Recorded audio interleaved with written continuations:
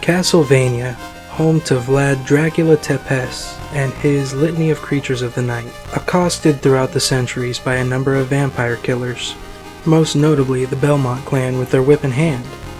In this entry, Harmony of Dissonance, we follow the events of Just Belmont and his amnesiac friend, Maxim Kishin, as they wreak havoc in search of their friend, Lydia Erlanger. Before playing this recently for the channel, I had very little experience with the game. Matter of fact, I think I saw the game cartridge in my brother's room, just in passing looking for a Mega Man Battle Network, so I think before this playthrough I've never once actually played the game.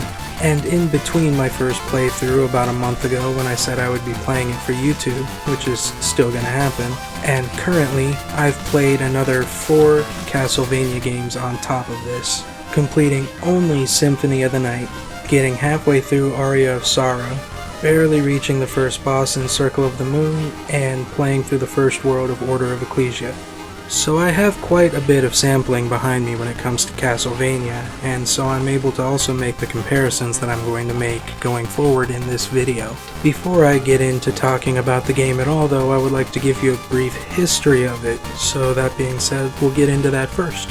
Harmony of Dissonance featured 2 different creators from the Symphony of the Night team, Koji Igarashi and Ayami Kojima, who directed the game and did the character designs respectively. I'd like to insert that because Ayami Kojima did the character designs, Just Belmont bears a very striking resemblance to Alucard in my opinion. This becomes most notable in his portrait, who bears a very striking resemblance to Alucard with the silver hair and the very gaunt features.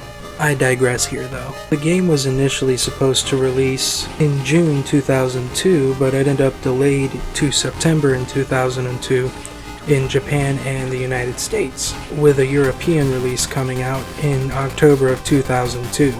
Harmony of Dissonance would see enough popularity to be re-released alongside Aria of Sorrow in January 2006 on a double pack cartridge.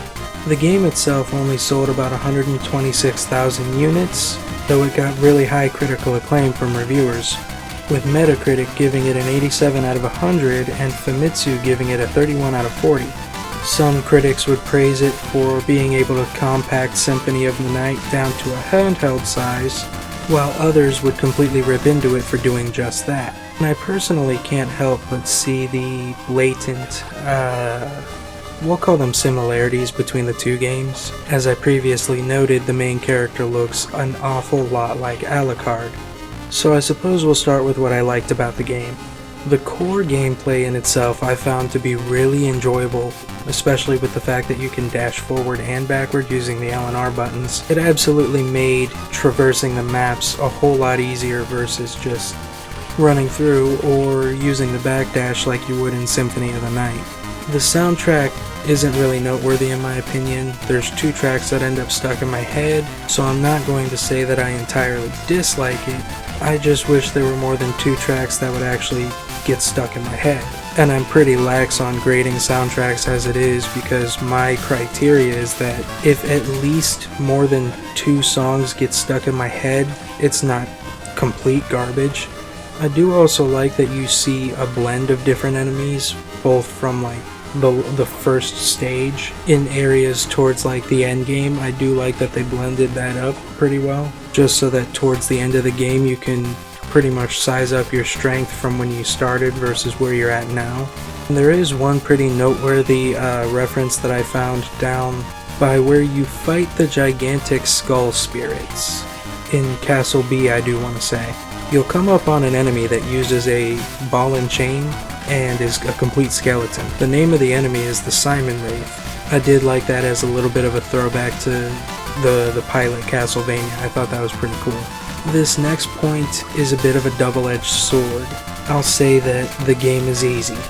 The game is very forgiving if you misstep or misswing, and it doesn't really require you to memorize enemy patterns. So really all you have to do is just dodge back, then lunge forward and swing your whip, and certain bosses are trivialized when you crouch and just continually swing your whip. So if you've played the series before, you're going to find it to be a bit of a breeze to get through. and with really bland dialogue you'll get bored quickly. Now I say that's a double-edged sword. If this is your first Castlevania game, it's a very good entry in the series for you to play through because of the fact that it's so forgiving.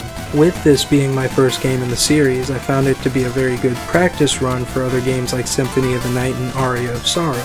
So while yes, the game is easy, and old-time fans of the series might not like that simplicity, it's very good for you to dive into the series as a newcomer. And with that little double-edged sword comment out of the way, I'm gonna go ahead and get into what I disliked about the game. So for starters, I'm not much of a fan of the map layout of the game. Once you get one side of the map entirely completed and you go to the other side, there is no change. You just play through the same exact map, just with harder enemies sprinkled in.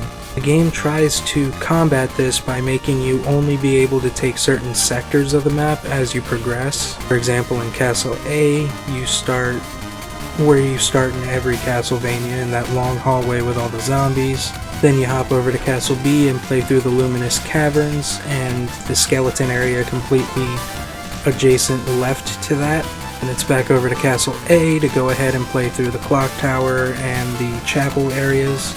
Sky Tower. Then back over to Castle B to play through the starting area, and so on and so forth. It's a lot of changing from one castle to the other, but once you've got both castle maps completely filled out, you'll notice that there is no change, which can also lead to quite a bit of confusion when it comes to where you're at on the map. Are you in Castle A beginning area or Castle B beginning area, or how do you get to said areas?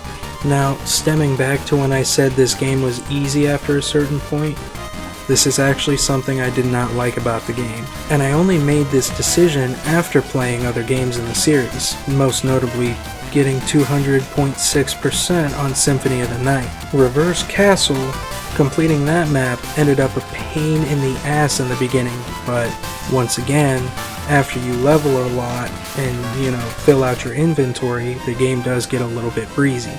But even then, there was more challenging getting to that point than there was in this game, which is why I call it a double-edged sword. But I've beat this dead horse quite a bit, so let's talk about the dialogue.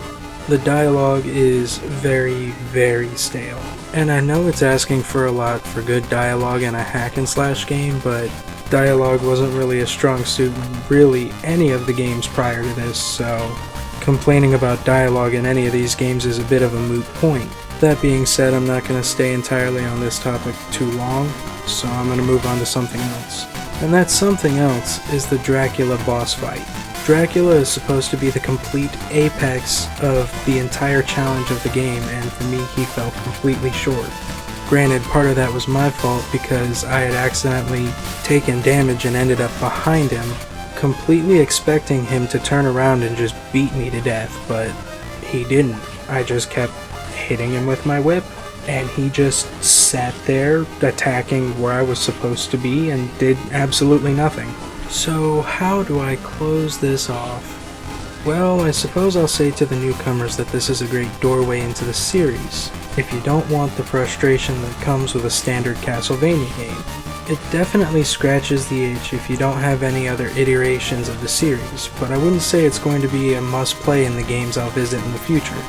The only reason I'm revisiting it now is because I've already promised everyone here I would, otherwise I just played this game to say that I played it. And I think that's what's pretty much stopping this from being a really solid title, is that if you're already accustomed to other games in the series, this is going to feel like a breeze, and to me, games that I breeze through end up feeling relatively forgettable. So if you've already played games in the series and you've thought about playing this one, prepare to be disappointed. So as my first entry into the Castlevania series, I can say that it's appropriate, but after playing some of these other games, I don't think I could recommend it to people who sincerely want the challenge that comes with a Castlevania game. And with that being said, I'd like to thank everybody very much for watching. If you liked what you saw, go ahead and give me that thumbs up. Dislike it if you didn't.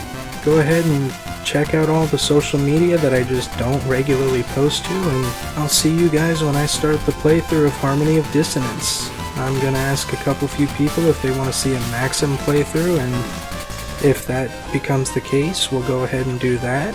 If not, then it'll just be a standard Belmont playthrough. You guys enjoy the rest of your day, your night, your evening, whatever time you're watching this. I love you all, and I will see you guys in the next video. Man, I am actually relatively disappointed in how I actually feel about this game.